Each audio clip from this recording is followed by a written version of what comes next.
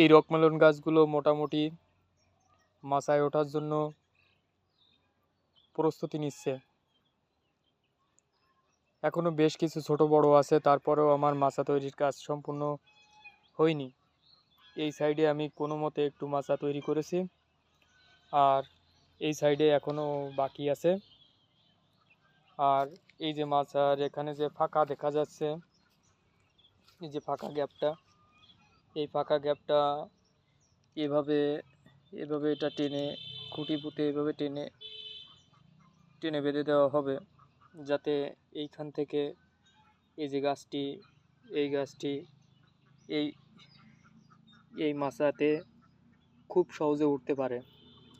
আর যদি এভাবে টেনেও না হয় ভালোভাবে, তারপরেও আমি চেষ্টা করব যে এখান থেকে চিকন যে কটের সুতো আছে, সেই কটের সুতা দিয়ে আমি পুরো মাথা পর্যন্ত সুতা টেনে দিব। মূল কথা, এখানে এরকম ফাঁকা রাখা যাবে না।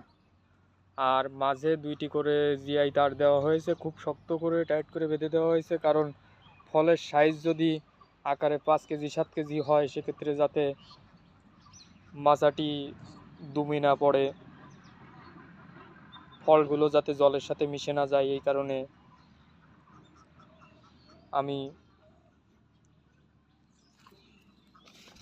এজিআই তার দিয়ে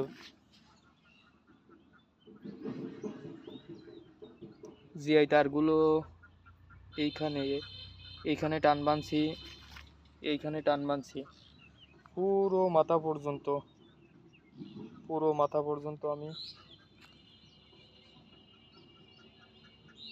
এইভাবে আমি মাচা করে দেওয়ার চেষ্টা করেছি।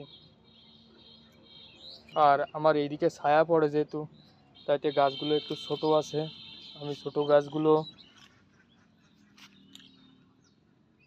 টেক কেয়ার করছি, তারপরেও কি হবে আমি ঠিক নিশ্চিত না। যেখানে যেখানে একটু একটু রোদ পড়ে, সেখানে সেখানে দেখা যাচ্ছে যে গাছগুলোই একটু বড়, এই যে একটু বড়।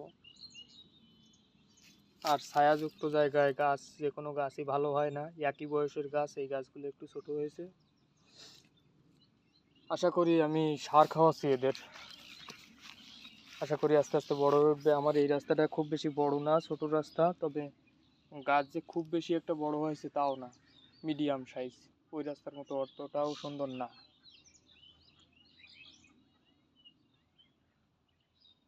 আমি চেষ্টা করছি মোটামুটি সব কিছু সুন্দর করার।